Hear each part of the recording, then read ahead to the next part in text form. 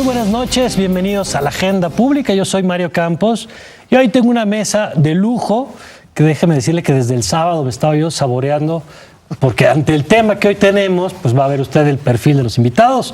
Empezamos como cada lunes con el doctor Ulises Beltrán, director de BGC. Querido doctor, ¿cómo estás? Encantado de estar aquí, esperemos que le cumplamos al público. No, yo estoy seguro que sí, encerré a Gaby Barkentin en su casa para que no pudiera venir y pudiera estar yo aquí. Me di cuenta, me la encontré ayer con su perrito paseando y estaba muy triste. Sí, no, le tuve que dar portazo para poder platicar hoy con el doctor Ulises Beltrán, pero también con Alejandro Ope, investigador y director, investigador del tema de seguridad del INCO, el Instituto Mexicano para la Competitividad. ¿Cómo estás, Alejandro? Muy bien, Mario, muchas gracias por la invitación. Qué gusto que estés de nuevo aquí. Gracias. Y bueno, para completar la mesa, Ernesto López Portillo, fundador y director ejecutivo del Instituto para la Seguridad y la Democracia, INCIDE. ¿Cómo estás, Ernesto? Mario, Alejandro, Ulises, buenas noches. Bueno, pues como ven, expertos en el tema de seguridad, expertos en el tema de la opinión pública, y es que la nota de la que vamos a hablar, supongo que usted ya tendrá algunas sospechas, es por lo que movió a las mesas de redacción de los medios nacionales e internacionales desde el fin de semana, a las redes sociales, por supuesto, y me refiero a la captura de Joaquín El Chapo Guzmán este sábado, una noticia que empezó a circular de la mano de la agencia AP y que, bueno, pues dio la vuelta al mundo literal. Ahora lo vamos a comentar en unos minutos, con ciertas reservas al principio de si era cierto o era una cosa volada, como decimos en el medio, pero se fue confirmando y todos los medios se volcaron en este tema. Hoy, por ejemplo, hoy ya vemos algunos diarios como La Jornada que trae este tema, que se usaron drones de la DEA para localizar al Chapo Guzmán. Otros periódicos ponen el acento en las solicitudes de extradición de Estados Unidos. Ahí estamos viendo, por ejemplo, el periódico Reforma y el periódico El Universal, que se fueron con ese ángulo. No faltan hoy los medios que registran los delitos por los que se le va a procesar en México al Chapo Guzmán, que es la portada hoy del periódico Milenio. Y tenemos todavía, al paso de los días, sobre todo en radio y en algunos medios, detalles como este. El Chapo dormía, pidió no disparen, y es que todavía hay algunos detalles del operativo en el que fue capturado. Y empezaría, Ernesto, contigo preguntándote, bueno, ¿cuál es la importancia de esta noticia que, por lo menos desde la perspectiva mediática, pues es claro que ha trascendido las fronteras de nuestro país y se ha vuelto pues la nota con más menciones en las últimas 48 horas? Bueno, desde luego tiene una importancia mayor en la medida que se trata de un personaje que, habiendo sido ya juzgado y sentenciado, escapa de un penal supuestamente de alta seguridad y se convierte no solamente en un símbolo de la burla frente al sistema de justicia penal mexicano, sino después se convierte en un símbolo de poder, de conquista de poder y de dinero para el mundo. En ese sentido... Bueno, y ahí tienes publicaciones como Forbes que generaban estas listas de los millonarios y lo metían ahí como una referencia del poder, ¿no? Con lo cual se convierte en el héroe para algunos y en el antihéroe para otros, pero en cualquier caso se convierte en una referencia obligada de la disfuncionalidad del sistema penal mexicano. Y de pronto lo reaprenden. En ese sentido tiene una importancia mayor. Hay otros ángulos que ahorita platicamos, pero decías tú, lo tiene. Este punto que señalabas ahora, ¿qué significa para el sistema de justicia esta captura y esta cobertura de pronto que le dicen a la gente, no, pues a veces sí funcionan las instituciones? Sí, a los alumnos yo siempre les he dicho que son como ansiolíticos que nos da el sistema penal para relajar un poquito la ansiedad en la que estamos ante un sistema penal que nos da malas noticias, pues un día sí y el otro también, y de pronto nos da una muy buena noticia que igual tiene que ser analizada en cuanto a lo que va a pasar o lo que puede pasar con los mercados y demás. Ahorita hablamos de eso, pero cuando menos quizá nos relaja un poquito en esta tensión en la que estamos desde hace tantos años. Una noticia que implica un desafío en términos de cobertura, Alejandro, y que llama mucho la atención incluso en el extranjero, me contabas ahora. Sí, no, yo he recibido muchas llamadas de medios en el exterior pidiendo información y pidiendo contexto sobre esta captura, ¿no? Este personaje se había vuelto el símbolo del narcotráfico mexicano en muchos sentidos, ¿no? Era icónico a un grado similar, bueno, tal vez exagero, pero un grado parecido al que obtuvo Pablo Escobar en su momento, en los 90, ¿no? Era el gran capo. Y hay algo, digamos, yo creo que parte del interés es la banalidad del personaje versus el tamaño que había adquirido la persona pública, ¿no? Yo creo que es el narco del que más se ha hablado. El narco y es Es decir, el tipo es detenido en un departamento no particularmente lujoso en Mazatlán, después de una persecución en los drenajes, ¿no? Sin un gran aparato de seguridad rodeándolo, ¿no? De manera hasta sencilla, ¿no? Y se le presenta como un señor cincuentón, gordo, ¿no? Que muy probablemente se pinta el pelo. ¿Y a qué atribuyes esta distancia entre la construcción pública del personaje como el hombre que dirige? Bueno, hay quien habla de una empresa transnacional con presencia en no sé cuántos continentes, con este retrato de pronto que vimos por lo menos de la aprehensión. Ese engrandecimiento del criminal, yo creo que beneficia a la propia organización delictiva, como en parte a las organizaciones, instituciones dedicadas a combatirlo, ¿no? Es decir, la DEA, por ejemplo, es experta en esto. La DEA tradicionalmente ha vendido la noción de que enfrenta un enemigo gigantesco, enorme, descomunal, por razones de orden burocrático presupuestal. Claro. Esto, digamos, se ha replicado en México en varias ocasiones, ¿no? La Secretaría de Seguridad Pública en el sexenio pasado estaba en parte, tenía esta narrativa como uno de los ejes de su estrategia de crecimiento. Sí, mientras más grande el villano, más grande el héroe. Así es, ¿no? Y mientras más grande el villano, más presupuesto necesito. Claro. Ahora, este personaje en términos de opinión pública, no sé si alguna vez, Ulises, se le midió. Sí, cómo no. En general, mira, te voy a decir primero una actitud de la opinión pública en general respecto al narcotráfico y los narcotraficantes. Es decir, hay una idea de un poder tan grande, o sea, te lo dicen en la misma opinión pública, grupos de enfoque, encuestas y todo, y dicen, ay, pues los pobres policías con 3 pistolitas, ¿qué van a poder contra estos señores, no?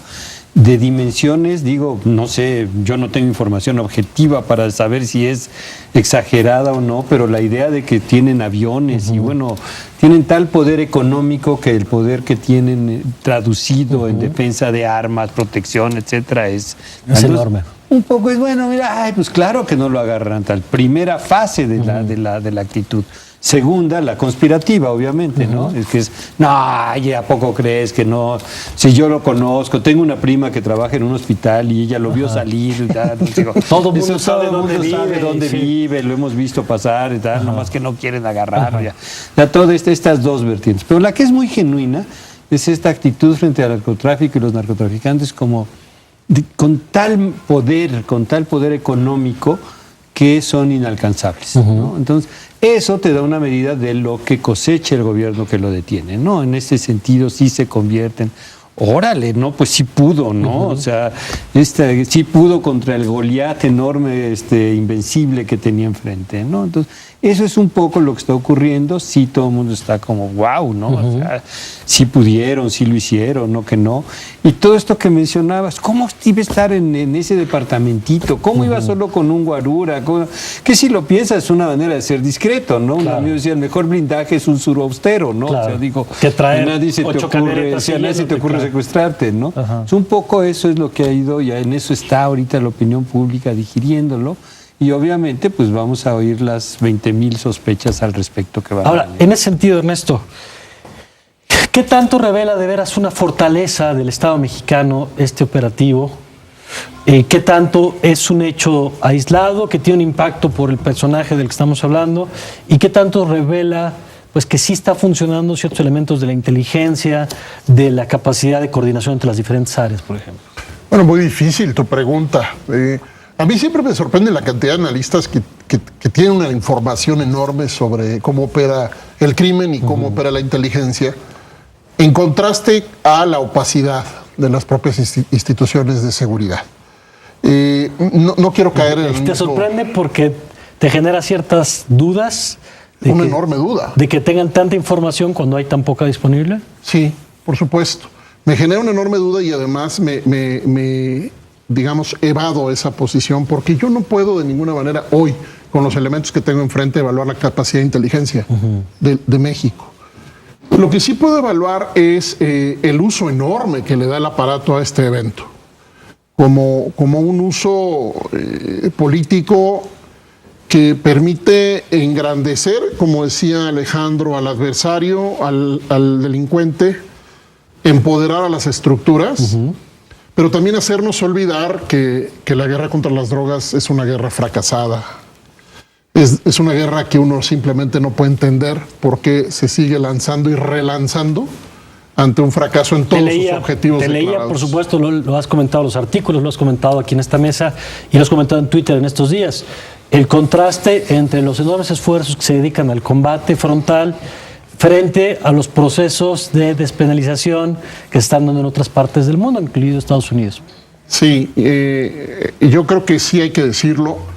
Es un absurdo mayor que México ponga cuerpo y sangre para detener a gente que trafica con marihuana a partir de un paradigma que creó Estados Unidos, y Estados Unidos hoy está empezando a regular ya el mercado de la marihuana.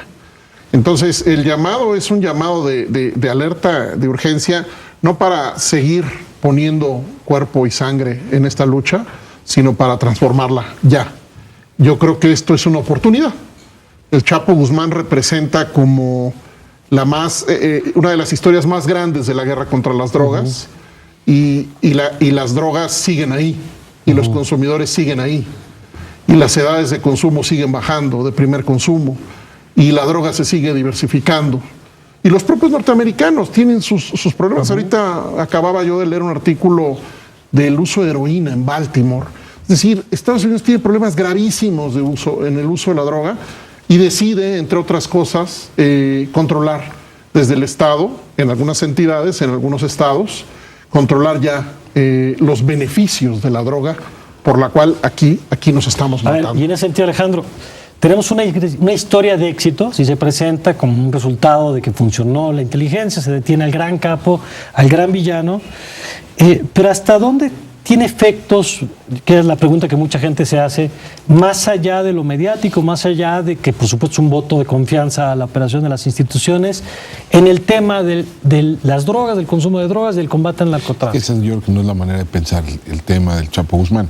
Es decir, yo creo que lo que hace la captura del Chapo Guzmán y lo que le hace particularmente relevante es que acelera una transición en la delincuencia organizada mexicana de grupos fundamentalmente dedicados al contrabando de drogas hacia los Estados Unidos a un ecosistema mucho más complejo donde tienes mafias dedicadas, más pequeñas, más locales, más extractivas, dedicadas a extorsión, a secuestro, a robo, ¿no?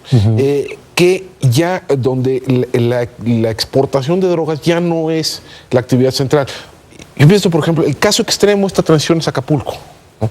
La violencia que vive el puerto de Acapulco poco o nada tiene que ver con el mercado internacional de drogas. ¿Con qué tiene que ver entonces? Tiene que ver con la extorsión a taxistas, tiene que ver con el robo, tiene que ver con el secuestro, tiene que ver a lo mejor con control de drogas, pero localmente, del mercado de drogas local. De entrada, tú dices que hay un problema a la hora de enfocar el problema del crimen, no solamente está este cuestionamiento de si es el paradigma sobre las drogas, sino tú dices también hay que revisar el paradigma del crimen. Es decir, y yo creo que este es un tema de fondo. Es decir, México no tiene, en el fondo, un problema de drogas. México tiene un problema de Estado. Es decir, es un ejemplo que a mí me gusta dar. Turquía tiene un problema muy serio de trasiego de heroína hacia Europa. 75% de la heroína que va a Europa pasa por Turquía. Turquía tiene una tasa de homicidio 7 veces inferior a la de México. O Marruecos, gran productor de hashish, gran plataforma de trasiego de cocaína hacia Europa. Tasa de homicidio inferior a 2 por 100,000 habitantes, 10 veces menos que México. Si nuestro problema no son las drogas, o el problema en sí mismo no son las drogas. Las drogas pasan por un tamiz de una estructura institucional social que está ahí, bueno, ¿no? Y es más complicado. Doctor. Ciertamente lo del Chapo Guzmán, y debo decirlo, sobre todo en esta fase de comunicación, en este momento que estamos viviendo, tiene muy poco que ver con la guerra contra las drogas, tiene muy poco que ver con si va a haber más o menos, no sé qué efectos tendrá. Yo soy ignorantísimo de todo ese tema, no lo sé, pero ciertamente la medida de la presión del Chapo es la impunidad. Es decir, digo, toda la droga que sale de México acaba en Estados Unidos, pero nadie piensa que el presidente Obama es un inútil que no sirve para nada porque no acaba con eso, ¿no? Digo, habrá una crítica. O sea, no es aquí, una allá, medida ¿no? del éxito. Exacto. Aquí sí. Aquí resulta que todo el gobierno federal, el presidente de la República y todas las fuerzas del orden son responsables Claro, de todo porque el eso. propio gobierno construyó esta idea. ¿no? Bueno, y sobre todo en el sexenio pasado, ¿no? Y bueno, ahorita hablamos del sexenio pasado y ¿no? Entonces, esa es una gran diferencia, una diferencia importante. Estamos hablando ahorita de un logro de la inteligencia mexicana, con lo cual quiero decir el CISEN y todos esos, pues que la verdad sí pueden dar una historia de éxito impresionante, y entonces el celular y no sé qué y tal cual, ¿no? Ya viene la historia de que la verdad no fueron tanto ellos como la DEA, ya la veremos aparecer, que siempre aparece, no, fue la DEA, no fuimos, fue un pitazo de la DEA y gracias a eso pudieron, etcétera. Pero lo que estamos hablando en este momento es el golpe en contra de la impunidad, súbito, claro, contundente, fácil, sin sangre, todos los adjetivos que le ha puesto a él el gobierno a esto, y que este es lo que estamos Ahora, ¿qué viviendo, efectos ¿no? tiene, brevemente, Ulises, qué efectos tiene en el medio? Es decir, ¿cuánto dura en términos de opinión pública un golpe como este?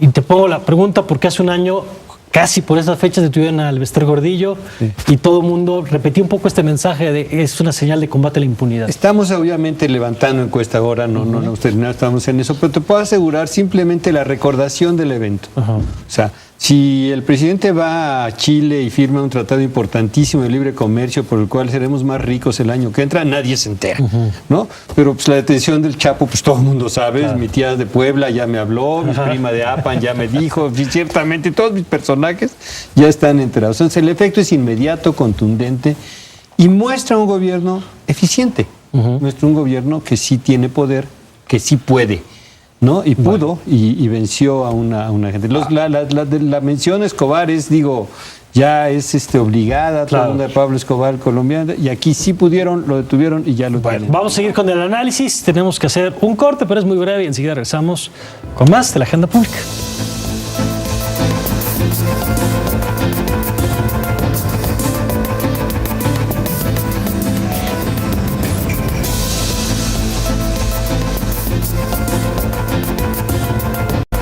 Ya estamos de regreso. Bueno, se puso buena la mesa aquí en el corte y discutíamos el cambio en las formas de la comunicación. Ernesto, rápidamente, ¿qué viste en el manejo de la comunicación en el caso de la captura de Joaquín Guzmán? Bueno, pues evidentemente el dilema era mayor porque no presentar públicamente a la persona tenía problemas y sí presentarla tenía problemas. Porque si lo presentaban al estilo del sexenio anterior era repetir lo que se supone que habían criticado. Es correcto. Y al mismo tiempo, si no presentaban a la persona, se iba a reproducir lo que llamé en la mañana una bomba especulativa del tamaño incontrolable. Risueño el niño y le hacen cosquillas, ¿no? Si de por sí no creemos nada, si no nos lo presentan. Es correcto. No, incluso presentado, a mí me insistía la gente ayer y hoy que no es, ¿no? La cantidad de gente que hoy te puede decir que no es verdaderamente un asunto patológico. Y esa misma gente dice, la burra no era arisca, si seguimos con los dichos. La que estamos en esas, Alejandro. Mira, yo creo que fue un evento muy interesante en términos de comunicación. Yo creo que esto, asociado a otros eventos recientes de comunicación de torno a la seguridad, te habla de una evolución en la estrategia. Ya han empezado a utilizar los apodos, ¿no? Los alias, cosas que no hacían el año pasado. Ya han empezado a ubicar a estas personas dentro de la organización criminal. Ya han empezado a recuperar el lenguaje que era propio de la administración previa. Ya hablan de capos, sicarios, operadores, ¿A lugartenientes. qué atribuyes el cambio?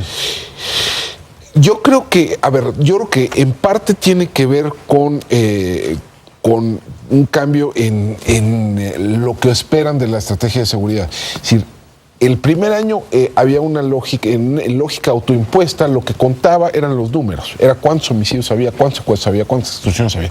Eso es una trampa. No se puede ganar en ese. Porque aunque estén bajando, son muchos. No puedes ganar en ese. Entonces yo creo que están evolucionando hacia otro tipo de métricas. ¿Cuáles son las métricas? Las detenciones, los decomisos. Bueno, de hecho ya hablan otra vez de la lista de los detenidos y la lista de los buscados, aunque sea con unos matices, pero el secretario de Gobernación hace rato ya se refería a esos temas. Y decías algo, doctor, también sobre los cambios en los parámetros con los que evaluamos al gobierno. No, bueno, mira, los dos sí, hay una pregunta clásica que es ¿cuál es para usted el principal problema del país? Y le encabezan dos temas, economía y seguridad, ¿no? Entonces, obviamente en economía, como todos sabemos, pues está muy complicado que puedan ofrecer algo en el corto plazo, ¿no? De hecho, el efecto del cambio de señal a mediados del año pasado, en agosto del año pasado, sobre la expectativa de crecimiento, que íbamos a ser el país más maravilloso y siempre no, fue devastador en la aprobación de la población del quehacer del presidente de la República. Y la seguridad, con esta política muy importante de distinguirse del régimen anterior, en hacer de eso el centro, si no el centro, algo muy importante para del posicionamiento del presidente, pues entonces se quedaban sin tema, ¿no? O sea, no tengo nada que ofrecer en economía, no tengo nada que hacer.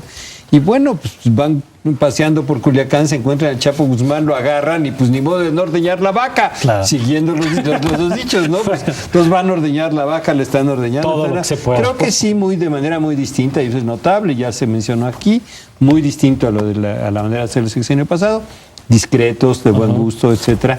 Y muy unidos, porque ese comentario vale comentarse. Porque lo repetían, por cierto, ahora a través de redes sociales, ¿no? Sí. La unidad del gabinete que destacaban en la comunicación. Con una ausencia que se notó, ¿no? En la presentación, que fue la del secretario Osorio Chong. Así es, que fue el procurador quien lo presentó. ¿Y por qué no estuvo el secretario Osorio? Pues dice que porque él no ha hecho ninguna presentación de aprehensiones, justo se lo preguntaba a José Cárdenas hace rato y esa es la respuesta, ¿no? Mira, porque nosotros no hemos estado, aunque las fotos después publicadas en redes sociales muestran que sí estaba ahí, pues las fotos reveladas por el propio gobierno, ¿no? Ya sabes que el tiempo es un tirano, Ernesto, tú ya te la sabes, pero esta no es hay una encuesta guerra. Rápidamente que quieres mostrar, nada más para ver, en el debate de la discusión sobre las drogas que platicábamos hace rato, es un documento que querías compartir con nosotros. Sí, es un documento publicado en Inglaterra hace pocos años. A la izquierda tienen el daño calculado por el alcohol. Y está circulado ahí con un pequeño señalamiento donde está la marihuana. La guerra contra las drogas es política, es ideológica y es moral. No es una política de salud, no es una política pública basada en evidencia y no es una política, y mucho menos una guerra, creada en México. La frase de Alejandro me parece que se lleva la noche. El problema de México no es un problema de las drogas, es un problema de Estado, es un problema de construcción del problema mismo desde las instituciones mexicanas que requiere un tratamiento completamente distinto. Muy bien. Ernesto, muchas gracias. Gracias, Mario. Un Buenas gusto noches. siempre platicar contigo. Igualmente, mi amigo. Alejandro, gracias. Muchas gracias, Mario. Muchas gracias al auditorio. Gracias, te seguimos leyendo. Claro, muchas gracias. Doctor, muchas gracias. Encantado, con mucho gusto, aprendí muchísimo, muchas gracias. Gracias, échele ojo, por supuesto, a la encuesta del doctor hoy en Excelsior. Ya nos dio tiempo de comentarla, pero bueno, ya sabe, el tema lo ameritaba.